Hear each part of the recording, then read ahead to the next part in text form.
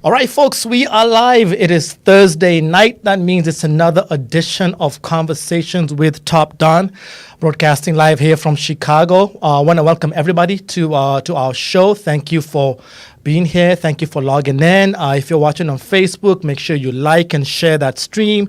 We're also live on YouTube as well, our usual platform as well. If you're on YouTube, do the same. If you're there as well, make sure you punch that subscribe button. And get so that you get notifications when we go live, like right now.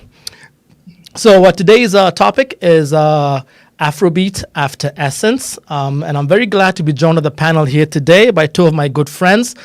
Joining me from Chicago, straight from Nigeria, is DJ Dee Money. My brother, how are you? Doing well, man. How are you, boss? Doing real good, doing real good. And then joining me from Boston, straight representing Kenya, is DJ Foreign. What's going on, brother? Hey, what's up, Top? How are you? I am doing well. I am doing well. So Bless you. we're here. We started off the year. We were talking offline with Dee Money about how amazing this past year was for the Afrobeat movement. I mean, a lot of things happened. You've got songs from Wizkid in the top 10. You've got record-breaking numbers by CK with his Love No and TT song. Towards the end of the year, you're looking at the Ameno song going absolutely viral. So, for me, the biggest one in terms of what has kind of completely broken the glass ceiling, as we termed it here stateside, was Essence. So I'm just going to put up a couple of things that just indicate just how crazy that particular song was. So number one, Essence was the first song to ever go platinum in the United States. Now, what does that mean? That means that it has sales of over 1 million units sold. So over 1 million units sold in the United States. It's actually almost approaching 2 million units as we speak. I think it was like at 1.85 million units sold. It also spent 12 weeks at number one on urban radio. So urban and adult contemporary radio. 12, not 1, 2, 3, 12 weeks at number one. So just like an incredible time for Afrobeat. So I'm going to turn it over to Dee Money first. What are your thoughts on how we got here? Why did this record end up just smashing that glass ceiling? What are your thoughts? Man, big up TopDonn. Thank you very much for inviting me on this panel. You know what I mean? I like to say it's been a long time coming, seeing the growth of Afrobeat music, and it just lets you know that Afrobeat is a movement that's unstoppable. We still have a long way to go, but I feel like the reason why Essence kind of like broke the glass ceiling is because of social media. You know what I'm saying? Like I was telling you earlier, social media is a very, very powerful tool for music to go viral. You know what I mean? You got TikTok, you got Instagram, but TikTok is the most powerful tool for a song to go viral. So once a song hits TikTok, before you know it, anybody that's on TikTok here can tell. Like once you just log in, you start looking at the different songs that people are dancing to. At a point in time, you start seeing one song that's consistent, the same song over and over again. So that's how these songs go viral. So, as long as people continue to use these social media platforms, you're going to get that one Afrobeat record that's just going to be the next big record that will just keep blowing. So once it goes viral on social media, that's when the labels start to chase the artists and they place the song on radio. All right. DJ Foreign, what are your thoughts, man? I echo the same sentiments. Definitely a viral. Nowadays everything does break through social. Everything does break through TikTok. For them to have gone number one, though, they needed Justin Bieber on it, which I kind of feel a way about. We'll discuss that in length a little later. But Justin Bieber was able to now get Essence into, where I'm on radio. Right down the hall is our sister station, which is the main station, which is a pop station. It's Kiss 108. Well considered an urban station on JAMN. So like for them to have for Wiz to have entered that space, they needed Justin Bieber to do that, because that's what happened. As soon as Justin Bieber jumped on the record, that thing charted to number one and it just went crazy. It was already a viral hit already.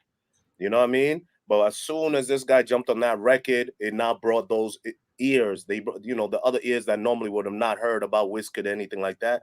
And the thing just blew up. So I mean, the song was a hit, and from there, that's when you started seeing him doing the late night shows, you know, where they took the whole O2 Arena and just emptied it out and did a whole performance just for the show, which is amazing to see. But I'm proud of the movements that it's been doing, because we've been fighting the fight here on radio for years, and it's about time that people started really tuning into what we're doing, you know?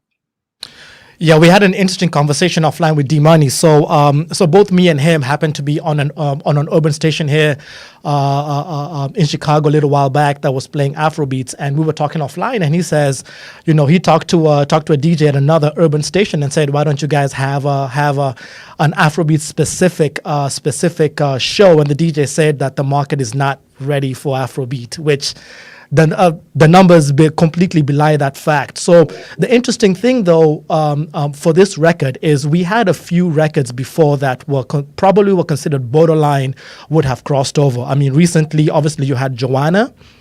You had Fall, both Fall and If by Davido, that would have probably crossed over. And, you know, some of the ones that we probably thought should have crossed over that didn't, I'd say like 2016, in the 2016 timeframe, you had Pana by Techno that was really big everywhere, but didn't make that jump into radio. So, I mean, why this particular one, though, just crossing? I mean, is there something that... Let's even go further back, AOJ.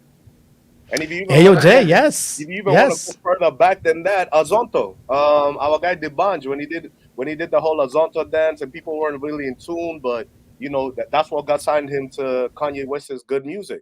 So we've always been there. We've been knocking at the door, like, hey, let us in, let us in, let us in, and people haven't been tuning in. It's just been a process. But go ahead. I think the bunch with Oliver Twist, AOJ with Your Number, Techno with Pana. You know, sometimes you have to crawl for other people to run. Exactly. You get what I'm saying? Exactly. I think Joanna had a huge impact.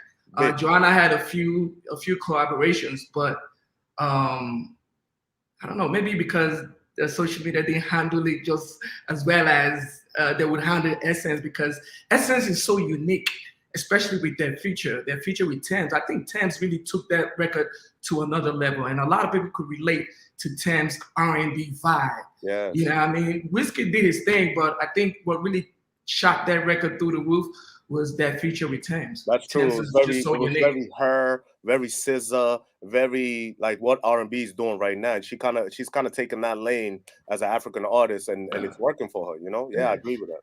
And if you look at some of the top R&B records, R&B playlists on any music platform like Spotify or iTunes, you see that Thames has a few songs on those platforms. So that lets you know that, you know, she really had a huge impact on Essence being what it is. Absolutely. She does. She's actually putting out a lot of numbers. I saw her streaming figures, and they were between October and December. She ended up being third amongst all of the African artists in top female African artists, just for stream numbers across all the platforms, Spotify, Apple Music, things like that. So the people out there love her, and it's cross cultural. It's not just the Africans themselves. So once Drake grabs you, you know you got something going on, because he did the same thing for Wizkid. Right. You know what I mean? Yeah. When he did that record, the One Dance record, you know, it's like once Drake grabs you, Drake always tries to, his formula is always trying to grab the hottest thing before it becomes the hottest thing. It's like they know it's right there. All right, let's grab this person and do a collab with them and see how it goes. And he did the thing with Wiz. Now he's doing the thing with Thames. You know what I mean? And all that. But Drake's feature on Come Closer with Wiz did not have as much impact as we expected. That song didn't go the way it was supposed to. No. Which could it be because it's surprising? Right. Which was very surprising, because I love that record. It just didn't catch. And I didn't even care for the Drake feature. You know, I felt the vibe of it was nice. Honestly, I felt the vibe of it was nice. I felt like everything was good about it, but for some reason, that record just didn't go. I don't understand why. Maybe Wizkid at that point was too new commercially, and people weren't really rocking with him just yet. But you know, he shot again, and he got one with Essence though. You know what Justin Bieber did that I really thought was great for any artist of his level to do when he was featured on Essence? He shot his own video. Yes. So Drake was not in the video. So it's very important to have a video. So Bieber shot his own video. So that helped promote the record as well. There you go. If it's a good thing that we're actually on the collabos themselves, and you bring up a good point for him, because that Wizkid and Drake record, the Come Closer one, I also thought it would have gone a little bit further, and it's to me it's kind of funny because this particular Essence record, if you look at everything across the board, and ends up being African. So singer's African, Yes. producer both P2J and Legendary Beats African, the feature is African. So of all the songs you would have thought would have happened, this one did that. And I remember having when he was in Chicago about 3 years ago, Davido came to the studio, and this was when he had just done the song with Tinashe, just when Tinashe was really hot. He did the song, I think it was called Long Distance, and it didn't really go anywhere. In fact, even till today, it has like 4 million views. And so he was laughing. He was like, I went all this way and spent all this money to do this feature here, and then I sing as Nigerian a track as can be when he sang Fall. It's like this song is as Afrobeat as they come, and that's what crossed over. So the question here is it, has this Essence song proved that the whole idea that African artists need foreign features to break through, has it blown that out of the water or not? What are your thoughts?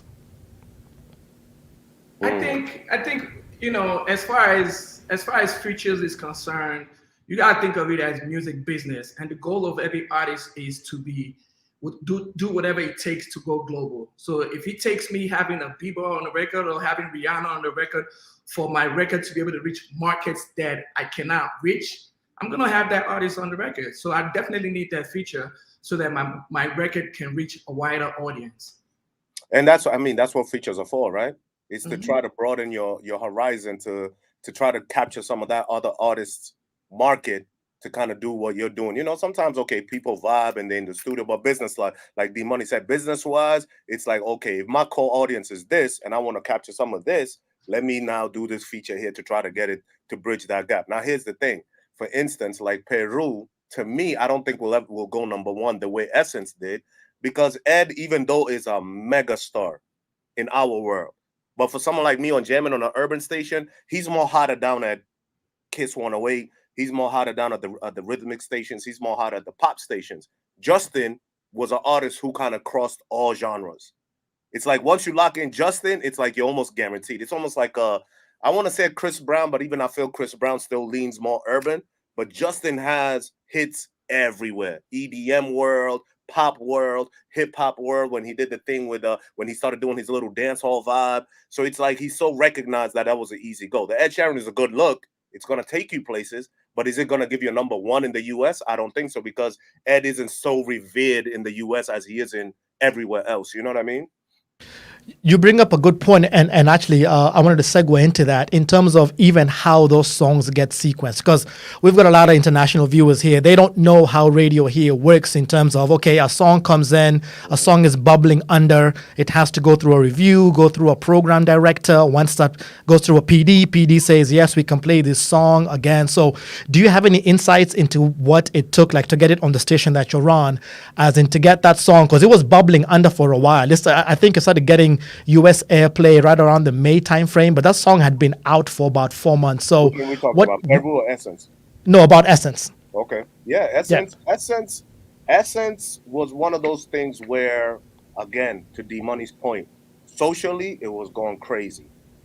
People were Shazamming it. You look at the Shazam numbers, you look at the TikTok numbers, Billboard, it was like it was right there. It just needed something to push it. And whoever made the decision, be like, hey, I honestly, I don't know if Justin, and you guys might know this more than I do, I don't know if Justin was tapped to do the remix, or he just did his own version, and they were like, hey, let's take him and give him some money. And some artists, just creativity, they're just in the studio, they're like, oh, I like the vibe of this, let me do it. Because even the video, to me, it almost feels like he kind of did his own thing, and they were like, hey, we're gonna pay you a check, can we put this out officially as a remix? And he said, yeah, go ahead and do it. I don't know, do you guys know the history on that? No, go ahead, D. I think what I heard, I don't know how true it is. I heard that he liked the record and he did a remix to it. From what I heard, I don't know how true it is. I feel like Justin just did something creatively. He was in a creative space. He did the remix to it. He put his version out. Yeah. Not like Ed Sheeran, where Ed said, hey, I really like your song. I want to do something on it. Let's talk about it. You know what I mean? But anyway, as far as the PD, again, being in Boston, our market is kind of different than, let's say, Chicago, because Boston is a college town. So we always every year always have new people coming into the city, and they're from everywhere, overseas, from across the country. So we kind of balance ourselves between a rhythmic and urban station where we have to kind of cater to the pop side because we know those kind of people listen, and also the urban side. It's not like New York where you can just go hardcore urban all day long. Chicago, you guys can do that as well. And that's what it was, because again, Justin is such a broad artist. Justin can cross every station on in this market in Boston for iHeartRadio can play Justin Bieber. So now you already got a rhythmic, not a rhythmic, but you have a vibey record with Essence. People are somewhat familiar with Wizkid. Even the ones who don't, they know him from the Drake feature. And then you throw a guy who's just a monster already as it is. It was a no-brainer, and that was what they needed to just break that ceiling and go number one. Because I don't think without Justin Bieber, it goes number one everywhere, because rhythmic and pop stations don't play it. Yeah, I mean that's to me. I was talking offline as well, and I just this last 3 weeks I just happened to have a rental car that didn't. I listen to Sirius XM everywhere I go, but I was listening to actual regular terrestrial radio, and I put on what we call our urban contemporary station here, which is V103, and the last 3 weeks the song I had the most was Essence. I mean, to me it's knowing. Yeah, being in the position that we've come from, knowing what it takes to actually get to that point, it absolutely just blew my mind. Like this is unreal, because the kind of doors it's going to open up for everybody else, I think, is just massive. You know. Let me tell you guys something. I remember again, and I go back to the DeBlanche time, because that was the time when I do a specialty show on Sundays, midnight to 2 a.m., where we play like Latin music and a lot of, at the time we were playing just a lot of Caribbean music, no African music whatsoever.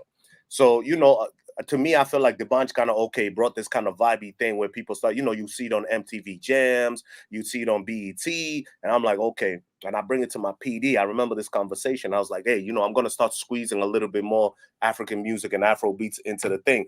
At that time, P Square, not really on that kind of like very American side, let's call it. But, I would squeeze them in. And I remember my PD, no, actually my music director came to me and he said, hey, listen, because he's I believe from Pakistan. And the guy came and said, hey, look, let's keep it more dancehall and everything, because, I know you're African and you represent for Africa, but it's like me playing, my music, and people are going to be like, what is this? And at the time I'm like, bro, I'm trying to tell you, like, this is the way that's coming. And they didn't get it at first. You know what I mean? Right. Even with the AOJ, because the AOJ was another record that sounded more dancehall than it did AfroBeat. Some people even call it a dancehall record. Okay, cool. But AOJ, we played it so much. We almost played it like every year. We look for a radio in general, looks for a Caribbean, like a summer record. And that's usually a Caribbean record. That's why Vibes Cartel does well with his what was the record that he put out? Serrani No Games. That was out of here because it was that one record that captured the summer. And AOJ happened to have that kind of texture to it. It had that similar to coffee. Yep. You know what I mean? So AOJ was lucky because he had that texture to his sound, which was like, okay, this is the song that we're just gonna run with for the summer, and you heard it everywhere, at least on the East Coast. New York, Connecticut, Rhode Island, all that. And I kept pushing, and then Drake gave him the cosign. Now again, no disrespect to my PD and MD, but they focused on hip hop. They're focused on R&B records. They don't really know their genre, which you can't blame them. If you don't know it, you're not gonna gravitate to it. But it took like Drake, which I kind of give him the credit in the sense of he then now made it cool to like African artists. Oh, okay. There's who's Wizkid? Oh, you know what I mean? Here's a topic. We playing it every hour on the hour. Top. All you hear is Wizkid. And then he comes back and, he does the little Caribbean thing with Popcorn and all of that. But then when you have Wizkid now come with the Essence record, and then they throw Justin, again, it's almost like a no-brainer. Even the label coming to them and saying, my boss isn't saying, look, we've given you this guy who might not be very familiar or very core to your group, but you got Justin Bieber. Like Justin is a guaranteed. Facts. And the song sounds good. So this is a formula that's gonna work. and we were already kind of teasing it, bubbling up, and trying to make it work. And then all of a sudden, it just went. And now this is why you have the CKs. This is now why you have the Fireboy DMLs. This is why these. Now it's like, okay, we understand what's going on now. Let's go. Yeah, I personally think it's gonna open huge doors, and we'll touch on those records. We'll touch on Peru and Ameno in a bit. But Dee Money, I wanted to bring it to you here real quick. We were talking about the article that I just saw in the Rolling Stones, talking about the growth of Afrobeat and attributing some of the early foundations. Well, not some, at least here in the diaspora. I know you were very instrumental in forming that Nigerian coalition of DJs that was instrumental in getting the music out, getting awareness of what songs were. And this is, we're talking 2004, 2005 timeframe when you had the record pool. 2006, yeah. Yeah, 2006. I mean, for you personally, I mean, like it's been a long journey, and for you, you've been one of the most consistent promoters here in Chicago and playing across the country. Like, what do you personally feel when you see kind of where Afrobeat is right now? What are your personal feelings? I feel like a proud dad. I feel like a proud dad. Let's go. You know what I mean? Because I remember back in the day. You remember me and you, we rocked at the Shrine in Chicago back then, and you know, back then people that would come to the club, it would be very diverse. You know, you got the Africans, the Caribbean people, you got the Americans, and at that point in time, sometimes when you play Afrobeat music, you know, some people who are not familiar with the genre, they give you that look like, what the hell is this? You know what I mean? Take that shit off. You know what I'm saying? Excuse me. But now, just seeing people just relate to it, you can tell when DJs are playing, when they switch from maybe like other genres of music to Afrobeat music, you can see the energy just changes and everybody are grooving, everybody are rocking. I feel like Afrobeat music is soulful and it's just something that grabs people's attention. And with last year, with the growth of Afrobeat music last year, this year, it's gonna be even bigger. And you know, big up TopDonn. You know, you've been doing your thing for all these years. You know, so we got to give you your flowers. Right. You know, while you're here, man. Because a lot of people don't understand. A lot of people don't understand the impact of a DJ. They think an artist just comes, sings, and the song blows up. You know what I mean? But DJs are definitely the backbone in promoting the culture and making, you know, people, especially for us in the diaspora, man. DJs in the diaspora, I think, is one of the most challenging things ever, because you know the type of people, the crowd that we DJ for is very diverse, and whenever we play music, we have to reflect what's in front of us. You know what I mean? Playing music from the East Africa, West Africa, the Caribbean people, hip hop, R&B, and fusing everything together. You know, so I don't know what more to say, man.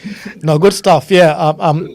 It's a good segue for us. For those of you watching, this is Conversations with TopDonn. We are talking about Afrobeat after Essence. I've got DJ Dee Money, DJ Dee Money, and DJ Foreign here.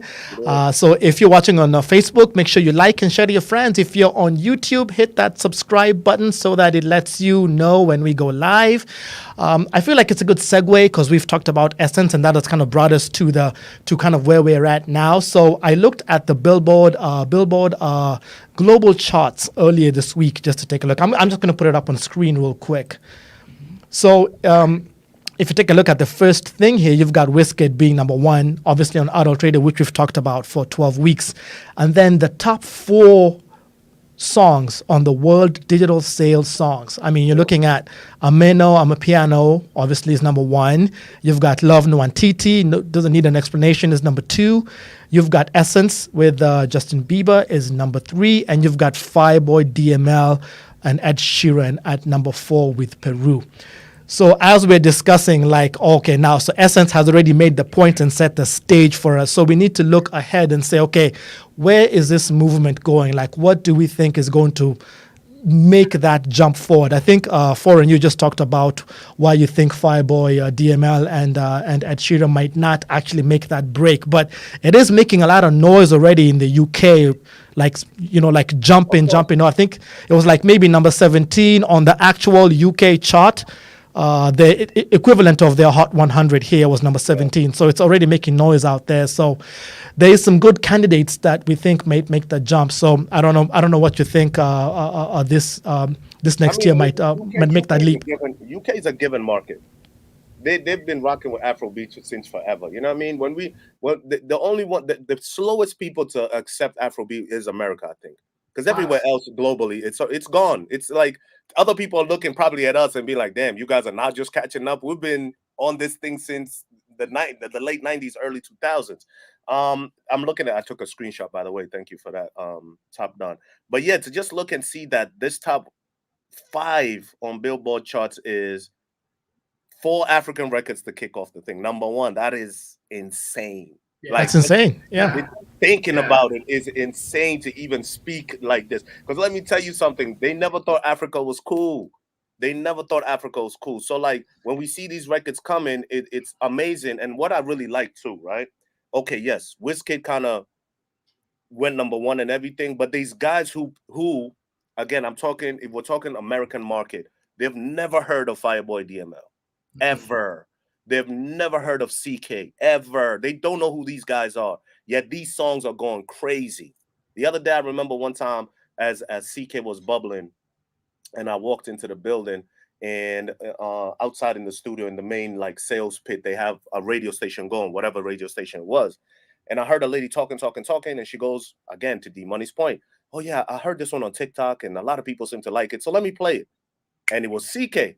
And I'm like, damn, we're playing CK. Now, again, I understand Wizkid because it's got who? It's got Justin. But you guys are playing CK without a cosign. You understand what I'm saying? There's no major artist that's featured on it. There's no major. This guy, it's just a record. And they were playing it on the pop station. That's when I knew, oh, yeah, we're here to stay. Because even dancehall didn't do that. Reggaeton didn't do that. So to me, okay, yes, I don't feel like Peru might get to that point, even though it's going to be an amazing record. Top 4 is an amazing spot to be, but did it need the feature? Go ahead, Dee Money. Do you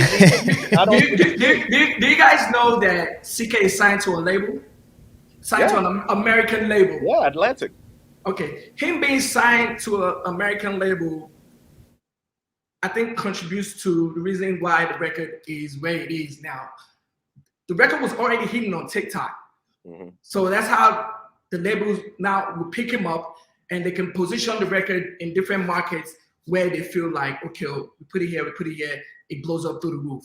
So that's why it doesn't seem like the record, that's why it feels like the record doesn't have a cosign, but it's blowing up. Yeah. It's because he's signed to a label. Yeah. And they're putting the money behind it to do it on social media. You're right.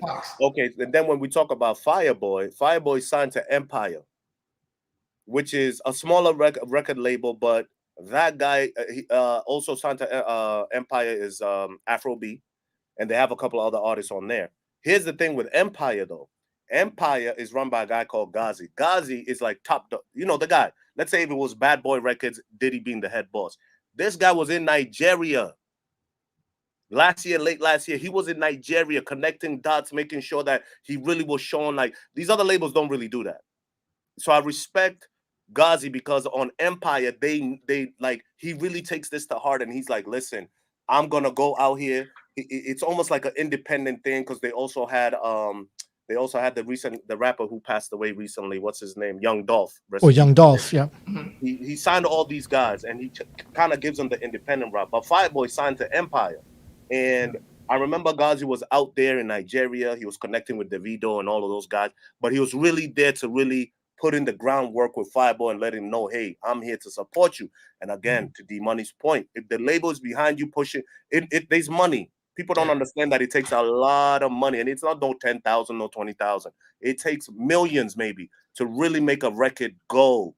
And when you have people like, I feel like Fireboy might be the next guy, because when you have the label and even the label head who's like, I want to focus on this guy. I see what's happening here, and I want to focus on. It's not just a check for me. It's not, oh, let me take this and get the streaming money. This is like, I'm really invested in your craft. I want to know how I want to make sure that you blow up. I want to give you everything that you feel. I almost feel like Fireboy might be the next guy.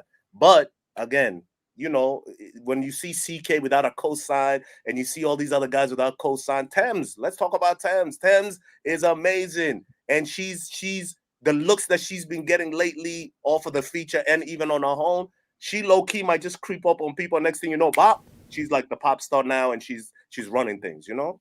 She did massive numbers the last 3 months, Come like massive numbers, on. streaming numbers, That almost woman, equivalent. I mean, her pace of growth on the digital sales and streaming was the same level as what CK was doing. Because CK on the streaming platforms killed it, absolutely murdered it. yeah. It was quite insane. So you're right. I mean, she is one who possibly could. I mean, her album that she's put on her EP, it does have a couple of danceable songs, but her vibe is more like a little more almost chill R&B. So I don't know if she'll get a song to play in the club per se, other than Crazy Things, and I don't know if that is playing in the club or not. I mean, Dee Money might know. Thames came to fill a void. I think she came to fill a void that has been missing since Rihanna hasn't dropped a record. Hey, let's go. Okay, talk about it. 6 years. It's been 6 years since she dropped a record. Actually, And it don't seem like I just found out. And it don't seem like she's coming back. She's focused. Oh no, she's got all that Fenty money. I wouldn't come back either. Nah, but Dee Money, you make a good point. She's there to fill a void. And how amazing is it that you already sound like kind of like your vibe is kind of what is. I don't know how she grew up. I don't know nothing. I don't know her history, but I'd really like to ask if I ever interviewed her, like, what gave you this R&B? Like, it's so different. Yet you hear the dialect, you hear the accent, you know she's African, but she has this such a dope like mood music, and I'm telling you, and she's quiet. She's not outside on social too much. She's not like these other guys everywhere being interviewed and things like that. And these are the people you gotta watch for. Because even The Weeknd was like that. The Weeknd was a very quiet guy, and now he's a mega star. Very quiet, chill, laid back. Let me do my craft. You guys enjoy the music. But yeah, that's a good point that you make, Dee Money. Yeah, I think just in that vein as well is one of the things I was looking at was, okay, so we've got the movement here. We know that it's really bubbling. But I want to take it back to, I think, Dee Money, you mentioned it about songs of the summer. You look at like, let's take it back like maybe 20 years ago, something a little bit different. 2003, one of the songs of the summer was Sean Paul, Give Me the Light. And then you had the year after that, there was that Noriega song that he did with, what was that track he did? Yes, that one. Right. Yeah. Yes, exactly, that one. And so if you look at where those records were going at that point, everybody thought, oh my goodness, reggaeton is here, and reggaeton is here to stay on the urban platform, because those songs as well were playing on urban radio as well. I mean, what's going to prevent Afrobeat from suffering that same fate?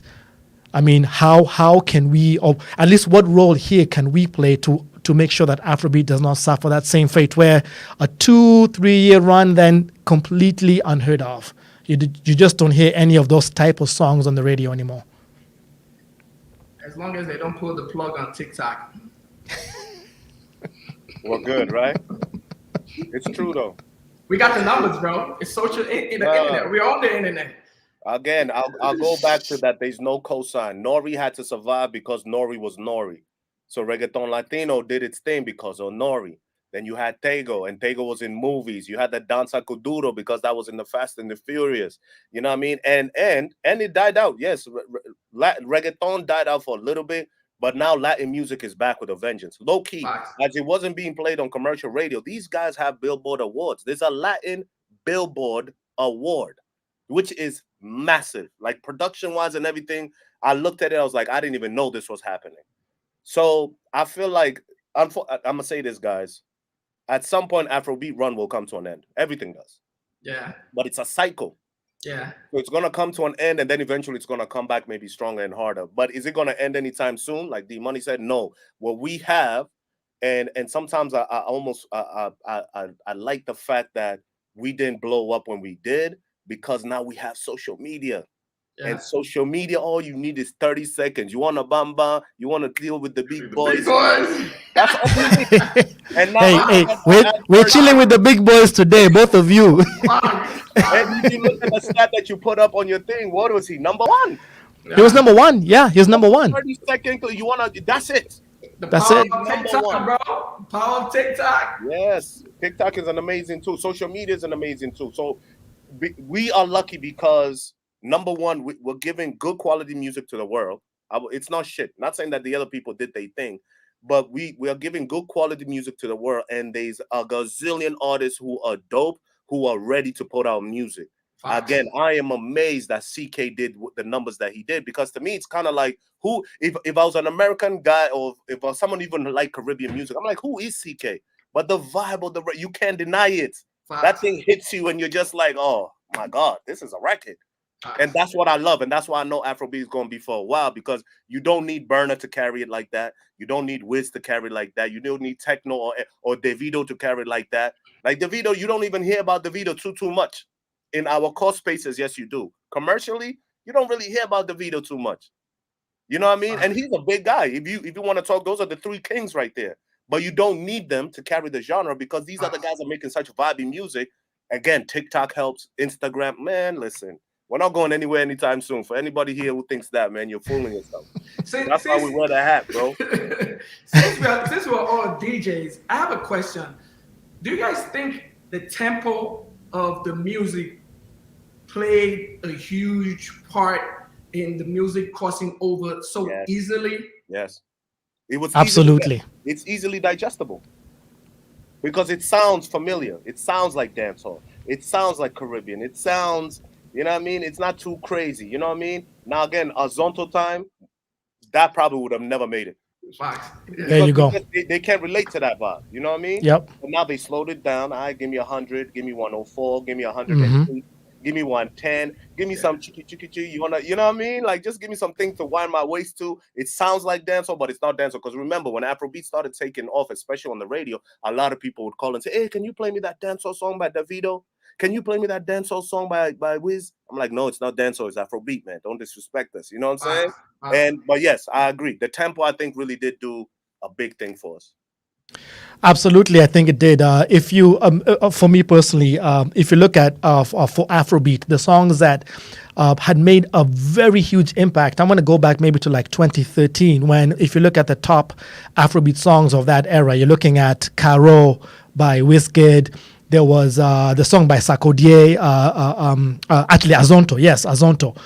All those tracks are tracks at 120 beats per minute, kind of faster songs that really people here do not relate to. So it's actually a good thing that it didn't cross over then, because it would not be relatable to a lot of people. Like, okay, yeah, the song is dope, but if I'm a program director of an urban station, I'd be very hard pressed to play, for example, Caro on radio as opposed to playing Essence, right? Because Essence will fit, it's drivable, you can listen to it. I mean, and that's one thing actually I think Wizkid did specifically. If you listen to all of the Made in Lagos album, you don't have any songs at more than 106 BPM. No. In fact, Essence is the fastest. Essence and Mood are the two fastest songs on that album.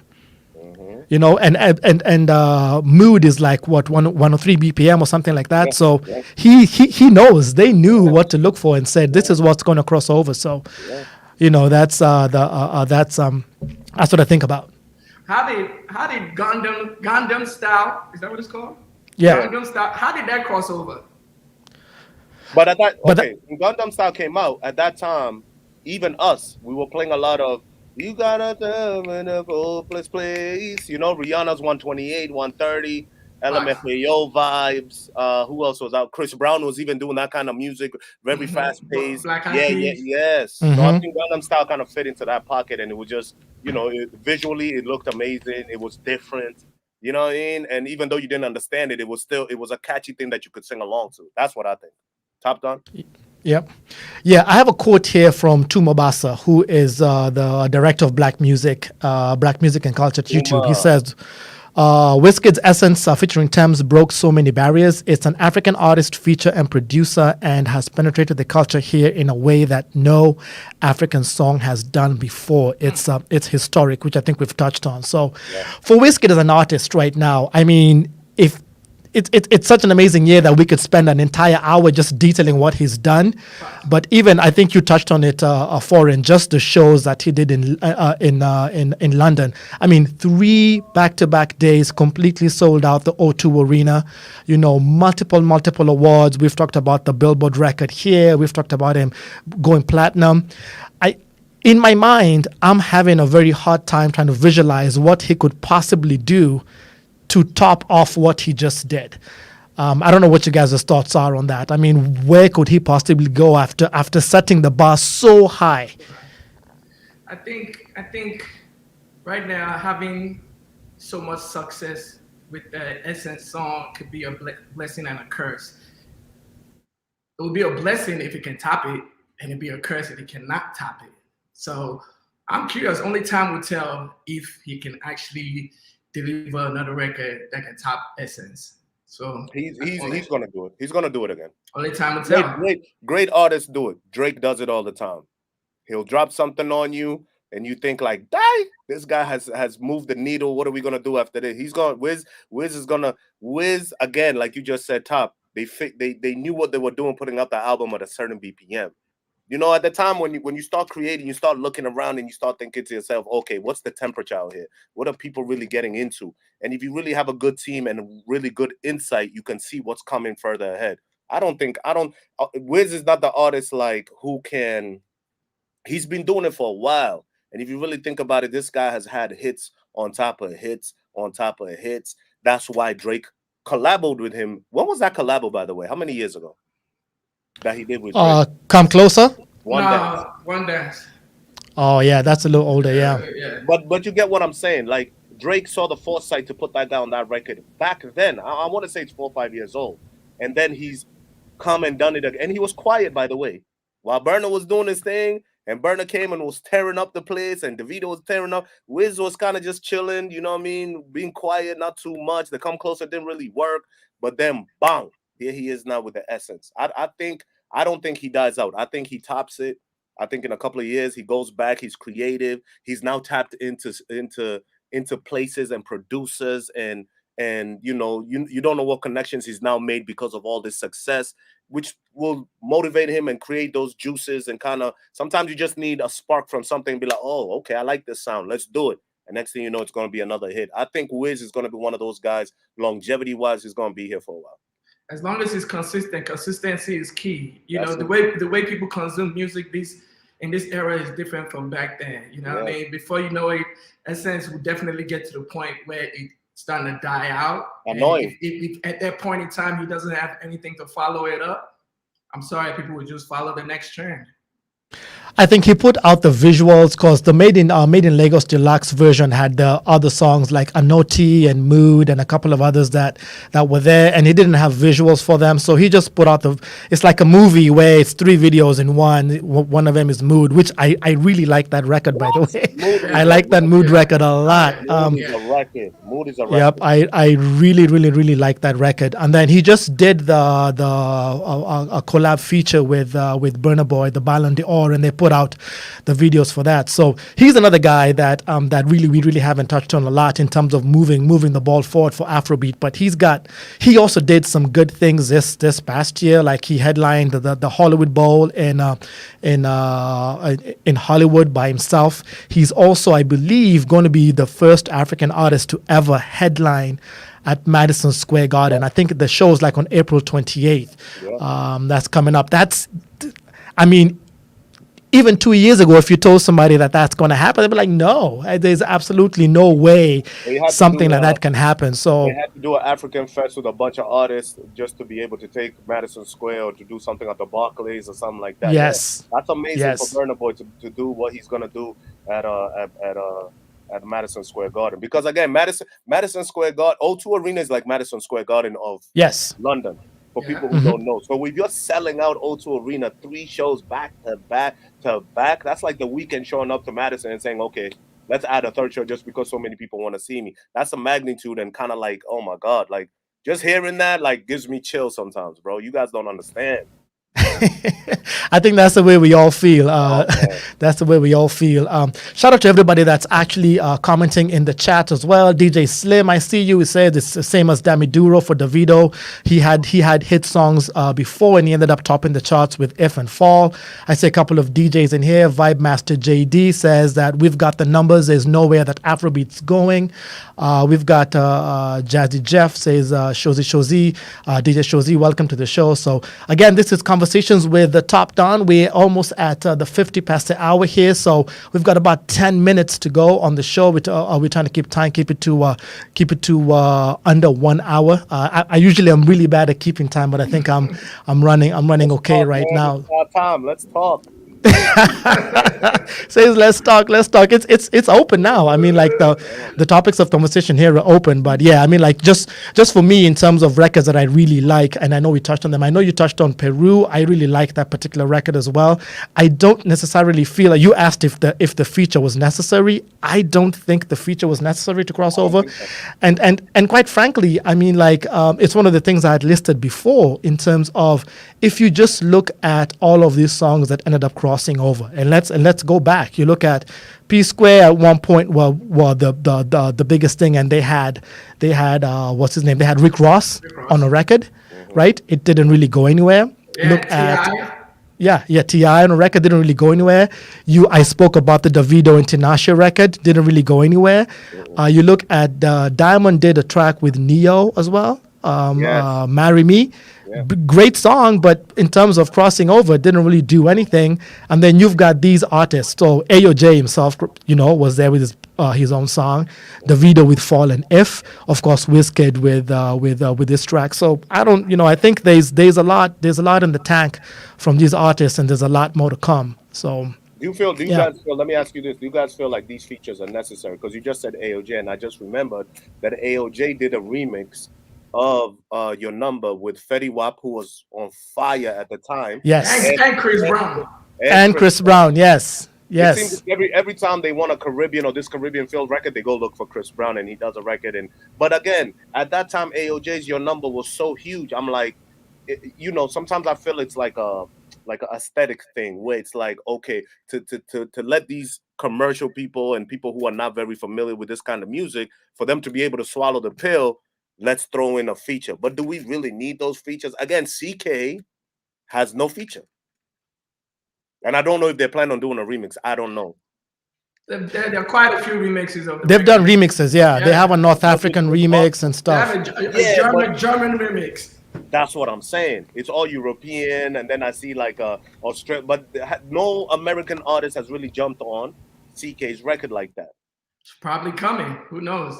But you see how big the record is already doing. You know what I mean? So it's like, did we really need the Ed Sheeran record? Was that the record to make it blow in the US? I mean, it seems to have done him what he needs to do because he's number 4 on that list. But I didn't really feel like Ed needed to be on it. Again, Ed has been a guy who has always supported and always been in tune in Afrobeat music. But again, that's because he's from where? He's from London.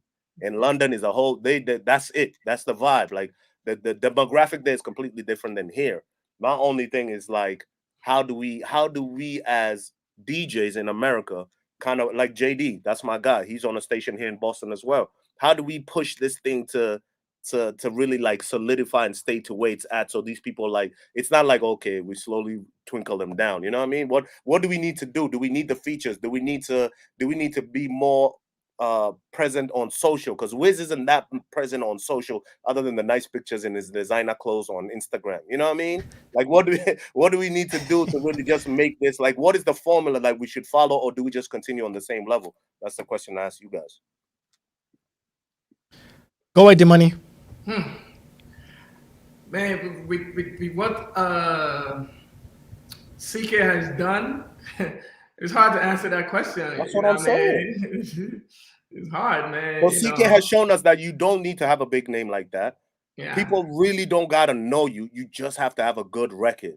It's good music. You know what I mean? You don't have to be a powerhouse and people will gravitate to you, which could have been a lucky strike. It could have just been that one in the light. But then again, then you have Fireboy come behind him. Then you have this one come behind him. And we're in the winter time here in the States. So by the time summer comes, one of these guys need to be dominating the summer if they want to carry this thing and continue with it. But we already got two guys, aside from the big powerhouses, we got two guys who are already doing big things. And no, actually three, because the other song is number one, the I'm a Piano song. The thing that I like about Afrobeats right now, especially Nigerian artists, is you've got as we told them, A-listers, right? Burna Boy, Davido, and Wizkid, right? You know, very, very top of the chart. Then you've got the guys who've been there for a little while, you know, in just kind of in between. But the guys who are coming up behind, the young generation, I'm talking about Fireboy DML, Joe Boy, this guy, Ruger. Omale. We haven't even touched on Omale. I mean, the people coming from behind, these kids ain't playing, man. They ain't playing. They've got songs that are good. You stay 2 days, another guy has come, boom, you relax. Dude, nah, man. It's no joke, you know. And it's like, and they're being accepted, they're being received. You know, it's hard for new artists to really make an impact. I mean, again, I look at it from the lens of how I see it here in with hip hop and R&B. And you guys are on radio, so you know it's hard for new artists on those genres to really, really blow up. Again, thanks to TikTok. Now it's a different way, because as long as you have that 30 seconds that can capture somebody, but you're not gonna last though. In hip hop and R&B, it does not last. You're streaming for 2, 3 weeks, 4 weeks. After that, you're out of here. We're on to the next. These guys are staying though, and like you said, it's these young guys. Again, the American fan base has no clue who they are, but they gravitate to their music, and it's amazing to see, and I have chills just thinking about just how amazing this thing has been projecting, and people are not stopping. And now that I'm a piano, I didn't even think I'm a piano was gonna cross over like this, and now I'm a piano is like on everybody's TikTok, and I'm like, what is happening right now? It's like we asked for it and we got like full plates. You know what I'm saying? It's fresh, it's unique, it's something different. You know what I mean? So people are tired of the same old. You know, so when you give them something new that's fresh, that's hot, why not? You know, you can see anybody, like for me being a DJ, for us being DJs, we don't know what people are listening to, people who are in our crowd. We don't know what's on their playlist. Some people can be so stuck in, hip-hop, R&B, but you never know. That person that you're thinking, all they listen to is hip-hop, R&B, or a little bit of reggae, their playlist probably has more Afrobeat music than the norm. You know what I'm saying? So a lot of these radio stations, I feel like they need to expand their horizon and understand that Afrobeat is the movement right now and give more airplay. You make a sound. Yeah, I mean, the social media aspect of it is crazy. Offline before the show, I was talking to Dee Money, and last Monday, I went to a friend's place. It was somebody of Mexican origin. And they had people at their house, and so you know the way you go to a gathering and people are playing stuff on YouTube, and so they, you know, I was the only person of color there, and so they put on YouTube and they're playing whatever, and the entire playlist was what me and you listened to, and so then I you know, at first I tried to play it cool. I'm like, okay, whatever, let me just chill. But at some point it really bothered me. I'm like, wait, you gotta, how and why are you all playing this music? They're like, dude, this is what's hot. This is what we play. Yeah. You know, and so to me, I wanted to record it, but I'm like, nah, it's okay. let me just keep it moving. Yeah, that was one. Then another one, something similar happened. Is a buddy told me that he went to a New Year's Eve party. Obviously, with COVID, some people decide, well, I don't really want to go out as much, and they went to just a smaller gathering, and at some point, people were, you know, going on the aux. Somebody got on aux in the phone, and they're playing music, and the guy, he plays a song we've talked about quite a bit here today. He plays a CK song, and everybody in the room lets out, woo, kind of like, oh my God, that's the jam. And he's like, everybody in the room, and it was cross-cultural, knew what that song was. You don't know how they know, but guess what? They know. So I think we're in an amazing space, man, where, you know, like it's once a song is good, and it doesn't matter really, number one, where it's from, it's going to bubble up top. And especially for us, just having the population base that Africa has, there's definitely going to be really good songs coming out of our continent. So I think the movement is here to stay. We're not really going anywhere. I mean, like dancehall at the time, like I said, there was always just that one artist that carried it. Be it Sean Paul, be it Cartel, Coffee came and did her thing. But there was always that one person who carried it, and then okay, you had other artists, but if you weren't in tune to that culture, you didn't really know.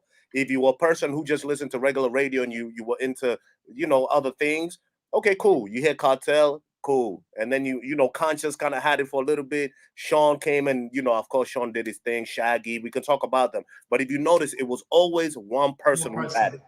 One person carrying the torch. They ran with it for as long as they could, and then when they were done, they would go to a next one. We got like a whole basketball starting Facts. five, just moving right now, and there's people on the bench waiting to come into the game. Oh yeah, You many. know I what I'm mean, we saying? So it's like it's never ending. We just got one after another just coming like this, and that's what I love. That's what I like, and it's not nobody that, not us, but not nobody that commercially is known.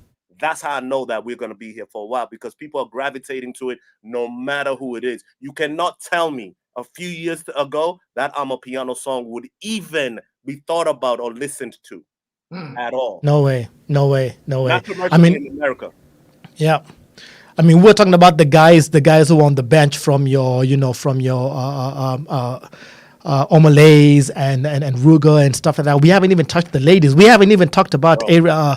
Ira Star. I mean, she had a humongous What? hit and she's so popular. And it's like, yo, what is going on here, So there's very many people on the bench, and that it just gets me, like you're saying, it gets me excited. I'm like, man, there's a lot on the bench, man. There's a lot coming. My There's a biggest, lot my to look biggest pet forward to. peeve, my biggest pet peeve with African artists, though, is just especially when it comes to American artists, is that I mean American market is that I don't think they respect it too much because they're so because they're considered massive everywhere else.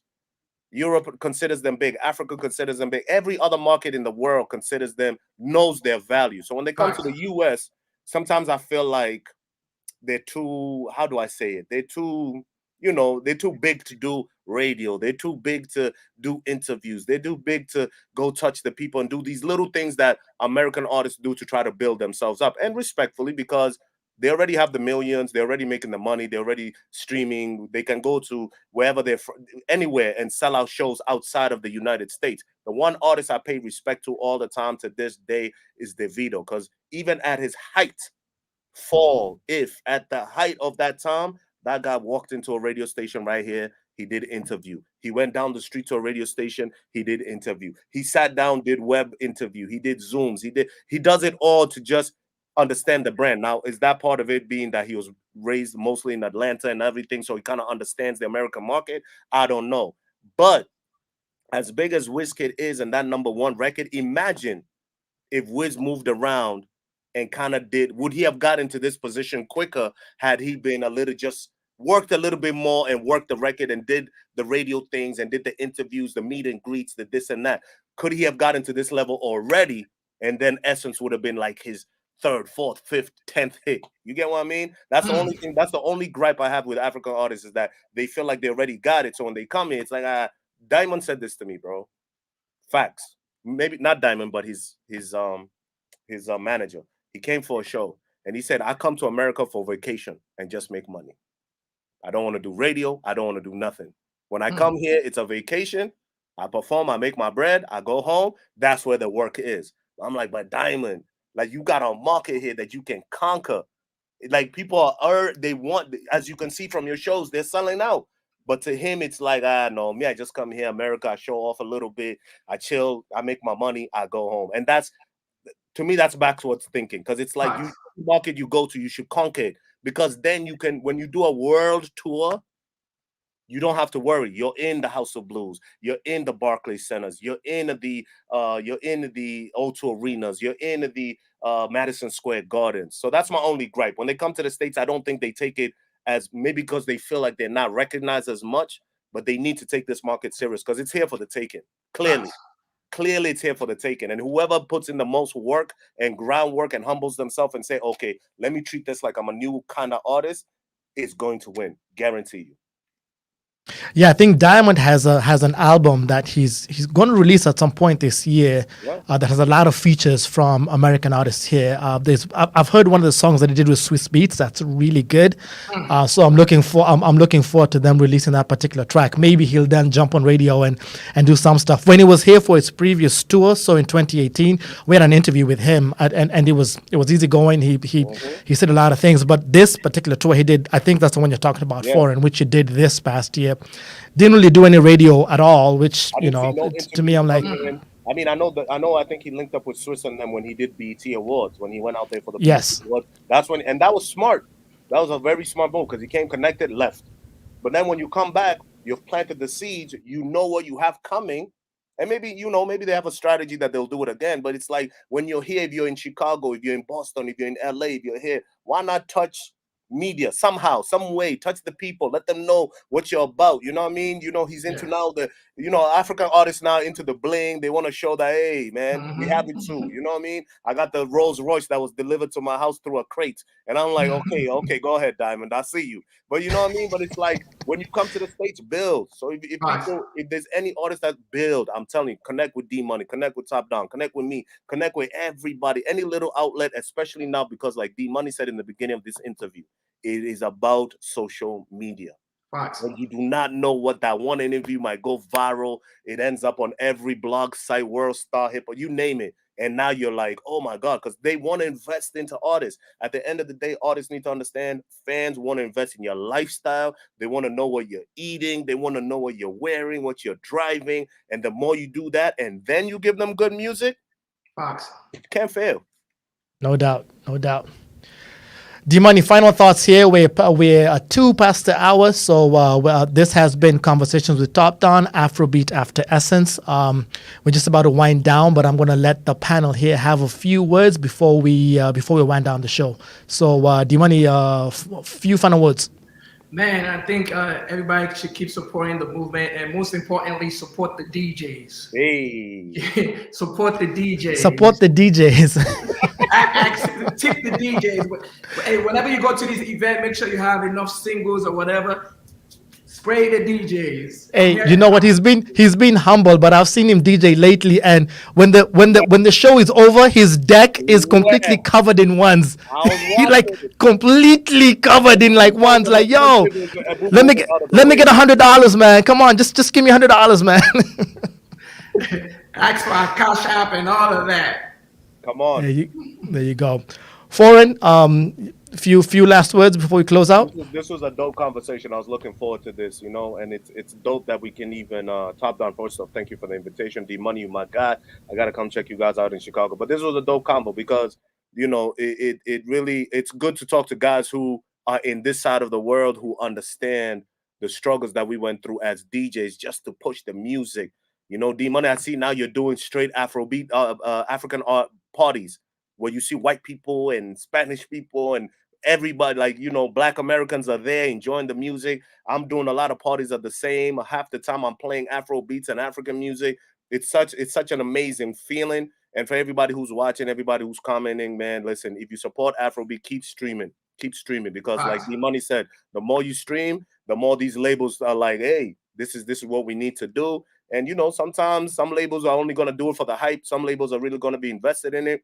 But at the end of the day, we're all opening the door. And you know what I mean? I always keep fighting the fight, trying to do. I'm about to jump in the mix soon and play some. I'm going to play something. I always got to make sure that something in my thing is Afrobeat just to let people know, hey, I've been telling you we're coming.